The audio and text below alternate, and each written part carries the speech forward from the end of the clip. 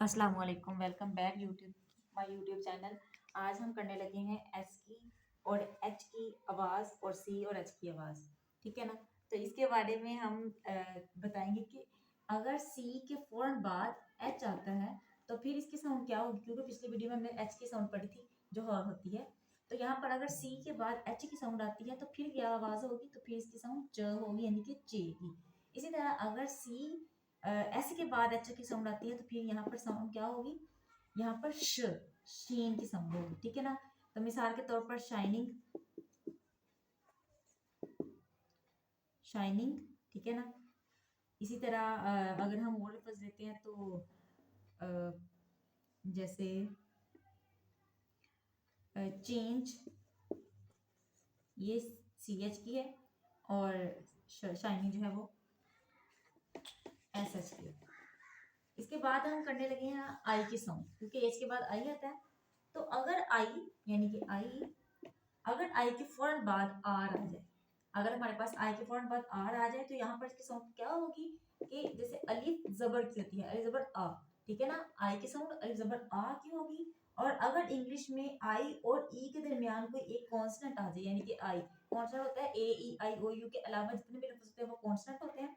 तो अगर इन उनमें से कोई भी एक आ जाए, जैसे कि बी आ जाता है, तो यहाँ उसके बाद ए आई और ई, मतलब ऐसे अगर कर लें या ऐसे कर लें तो फिर क्या होगा कि इसकी साउंड आई की होगी। ठीक है ना। तो यहाँ पर आई की साउंड जो है वो अलिफ मद्दा छोटी आई की होगी। ठीक है ना। तो हम नीचे के लफ्जों में गौर करते हैं और फिर हम देखते हैं कि क्या है। क्या यहाँ पर मैंने बताया कि अगर आई और ई के दरमियान में कॉन्स्टेंट, यानी कि ए ई आई ओ यू के अलावा कोई भी आता है लफ्ज, तो यहाँ पर आई की साउंड होगी। और अगर आई के बाद आर आता है तो यहाँ पर उसकी साउंड अलिफ जबर आ की होगी। ठीक है ना। तो इसकी मिसाल अगर मैं आपको दूं तो जैसे सर। ठीक है ना। तो आई के बाद अगर आर आता है तो फिर हमने बताया था ना कि अलिफ जबर आ सा सर। ठीक है ना। तो आई की साउंड पे गौर करना है, आर पे आपने नहीं गौर करना। तो एस आई आर सर। इसी तरह एक लफ्ज है फर्स्ट। ठीक है ना। तो फर्स्ट, इसमें भी आई के फौरन बाद आर है तो यहाँ पर भी आई की साउंड आ होगी। इसी तरह अगर हम कॉन्स्टेंट लें और उसके दरमियान में कोई भी लफ्ज लेते हैं, जैसे कि राइट में जैसे कि वाइट में है सफेद, यानी कि तो आई टी और ई, यानी कि दो लफ्जों के दरमियान में कोई कॉन्सोनेंट हो तो यहाँ पर इसकी साउंड जो है वो आई में होगी, चेंज। ठीक है ना। वाइट। इसी तरह काइट, काइट यानी कि ए और ई के दरमियान में कॉन्सोनेंट, तो यहाँ पर इसकी साउंड आई में होगी। ठीक है ना। इसी तरह एक और मिसाल देते फिर अगले की तरफ चलते हैं। लाइफ, आई और ई के दरमियान में कॉन्सोनेंट, तो यहाँ पर भी आई, लाइफ। ठीक है ना। समझ लगी है, उम्मीद है कि आपको समझ लगी होगी। अब हम चलते हैं नेक्स्ट की तरफ।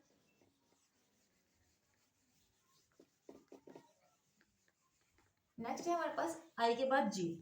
तो जे की साउंड क्या है, इंग्लिश का लेटर जे है। जे उर्दू की जीम की साउंड देता है और ये मुस्तकिल साउंड देता है। वहाँ इसके आगे पीछे कोई भी हो तो ये तो बड़ा आसान है कि इसके अगर आगे या पीछे कोई भी हो तो इसकी साउंड जे ही रहती है, जैसे कि जंप। ठीक है ना। इसी तरह जून, इसके आगे या पीछे कोई भी लफ्ज हो तो इससे इसकी साउंड चेंज नहीं होती, जैसे जून, जुलाई वगैरह।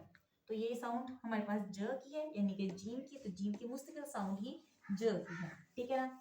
इसके बाद हम चलते हैं के की तरफ, क्योंकि जे के बाद के आता है तो के की साउंड जो है उसके बारे में हम पढ़ते हैं। के की अपनी साउंड क, यानी कि काफ की, उर्दू के लफ्ज काफ की है। और इसकी वहाँ इसके आगे पीछे कोई भी हरफ क्यों ना हो तो हमें इसकी साउंड भी चेंज करनी नहीं पड़ती। तो काफ के आगे पीछे कोई भी अगर लफ्ज हो, कोई कॉन्सोनेंट हो, कोई वोवल्स हो, तो उसके बाद हमारी साउंड जो है वो चेंज नहीं होती। मिसाल के तौर पर ए एस की, आस्क। ठीक है ना। हमें कोई फर्क ही नहीं पड़ता उसके पीछे क्या लफ्ज है और उसके आगे कुछ है या नहीं है, इसकी साउंड जो है वो मुस्तकिल काफ की ही है। ठीक है ना। इसी तरह एक और मिसाल लेते हैं, लुक। लुक में भी काफ। इसी तरह वर्क, वर्क्स, जैसे कि वर्क्स मैंने यूज किया, के बाद कुछ भी हो हमें इससे भी कोई फर्क नहीं पड़ता। तो के की मुस्तकिल साउंड जो है वो काफ की ही, यानी कि ख की रहेगी। ठीक है ना। उम्मीद है कि आपको समझ आ रही होगी। अगर आपको हमारा चैनल अच्छा लगता है, वीडियो पसंद आई है तो इसको लाइक शेयर और सब्सक्राइब जरूर करें। इसके बाद हम चलते हैं एल की तरफ। तो एल के बतौड़े साउंड उर्दू में जो है वो लाम की साउंड देता है। एल जो है वो लाम की साउंड देता है और ये इसकी भी मुस्तकिल साउंड है, ठीक है ना। तो इसकी भी मुस्तकिल साउंड है, इसके आगे पीछे कुछ भी लफ्ज आए तो हमें इससे भी कोई फर्क नहीं पड़ता। तो जैसे कि मिसाल LIP लिप, लिप हमें उससे कोई फर्क ही नहीं पड़ता उसके आगे या पीछे कोई लफ्ज है या नहीं है, तो इसकी साउंड ल यानी कि लाम की है। इसी तरह अगर हम लफ्ज लेते हैं क्लास, ठीक है ना, तो क्लास में भी साउंड लाम की है और कोई फर्क ही नहीं पड़ता उसके बाद क्या है गर्ल, ठीक है ना, इसमें भी साउंड्स की एल की है यानी कि लाम की। तो इससे भी हमें कोई फर्क नहीं पड़ता कि इसके बाद और आगे पीछे कौन से लफ्ज और क्या साउंड होगी इससे। इसके बाद हम चलते हैं लफ्ज एम की तरफ, ठीक है ना। तो इंग्लिश का लफ्ज जो एम है, एम ये उर्दू के साउंड मीम के साउंड देता है, ठीक है ना। उर्दू के लफ्ज मीम के साउंड देता है, इसके वहां पीछे आगे हो कुछ या ना हो हमें इससे भी कोई फर्क नहीं पड़ता है। तो ठीक है ना, ये एक वीडियो में इतना ज्यादा मैं क्लियर इसलिए कर रही हूँ क्योंकि ये वो लफ्ज है इनके आगे पीछे कुछ भी होने से हमें कोई फर्क नहीं पड़ता। तो मीम की अपनी साउंड जो है वो भी म है, यानी कि जहां मर्जी है ये म की साउंड देता है, जैसे कि मील, ठीक है ना, जैसे माई, जैसे मी, जैसे नंबर, यानी मैं दरमियान में लाकर दिखा रही हूँ, इसकी साउंड जो है वो म की ही रहेगी, ठीक है ना। तो हमें इससे कोई फर्क नहीं पड़ता। उसके बाद अगर हम चलें तो एम के बाद आता है एन, ठीक है ना। तो एम के बाद आता है एन। एन पे यहाँ पर थोड़ा सा फर्क पड़ता है। जब इंग्लिश के लफ्ज एन आता है, इंग्लिश अल्फाज के शुरू में या आखिर में एन आए तो ये उर्दू हरफ की साउंड नून की देता है। जब ये स्टार्ट में या लास्ट में आता है तो नून की देता है। इस तरह अगर किसी लफ्ज के अंदर आ जाए, यानी कि अगर किसी लफ्ज के सेंटर में आ जाए तो इस ये सिलेबल हिस्से के शुरू या आखिरी हिस्से एन, अगर किसी लफ्ज के अंदर आ जाए तो ये सिलेबल हिस्से के शुरू या आखिर में एन आए तो फिर भी नून की साउंड देता है, ठीक है। दरमियान में तो फिर भी नून की साउंड देता है और नीचे दिए गए हम लफ्जों में इसके पढ़ते हैं, ठीक है ना। तो हम नून के साउंड को पढ़ते हैं कि इसकी मिसाल क्या है। तो अगर ये लफ्ज शुरू में आए जैसे कि नोज, ठीक है ना, तो नोज तो नून की साउंड न है, ठीक है ना। तो यहाँ पर शुरू में आता है तो नोज, अगर दरमियान में लाए कोनेक्ट, ठीक है ना, तो यहाँ पर भी इसकी साउंड जो है वो नून की ही रहेगी। अगर मैं इसको लास्ट पे लाऊं तो PAIN पेन, तो यहाँ पर भी इसकी साउंड नून की रहेगी।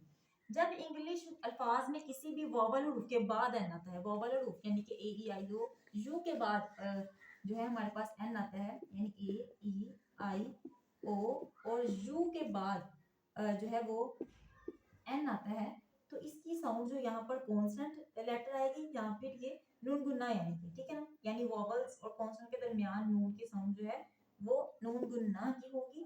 और नीचे दिए गए हम लफ्जों में पढ़ेंगे, यानी कि इन लफ्जों के बाद अगर एन आता है तो फिर हमारी साउंड क्या होगी, जैसे कि जैसे HAND हैंड, ठीक है ना। तो देखिए यहाँ पर नून की साउंड जो है वो थी नंबर, पेन, यानी कि वाज। यहाँ पर हैंड, हमने हैंड में क्या किया, कॉन्स्टेंट वॉवल्स के बाद अगर इन 5 लफ्जों के बाद एन हमारे पास आता है तो हमारे पास इसकी साउंड जो है वो नून गुन्ना होगी, जैसे कि हैंड कॉन्स्टेंट, ठीक है ना, जैसे कि student STUDENT student, N consonant के वोवल के बाद आया तो यहाँ पर भी इसकी साउंड जो है वो नून गुन्ना की रहेगी। एक और मिसाल देती हूँ और फिर आज का टॉपिक हम खत्म करते हैं। हमारी चैनल को लाइक शेयर और सब्सक्राइब जरूर कीजिएगा और इसको अपने दोस्तों के साथ शेयर जरूर कीजिएगा ताकि वो भी आपसे मिलकर फायदा उठा सके, ठीक है ना। तो जैसे लास्ट है के ग्राउंड, GROUND, तो ये भी कौन वॉवल्स है, और एक लास्ट DONKEY डोंकी, तो वॉवल्स के बाद एन है तो हमारी साउंड जो है वो कॉन्सोनेंट साइलेंट यानी कि नून गुन्ना, जिसको इंग्लिश में साइलेंट कहते हैं और उर्दू में नून गुन्ना कहते हैं। तो ये हमारी साउंड होगी। आज का टॉपिक हमारा यहीं खत्म होता है। उम्मीद करती हूँ कि आपको पसंद आया होगा।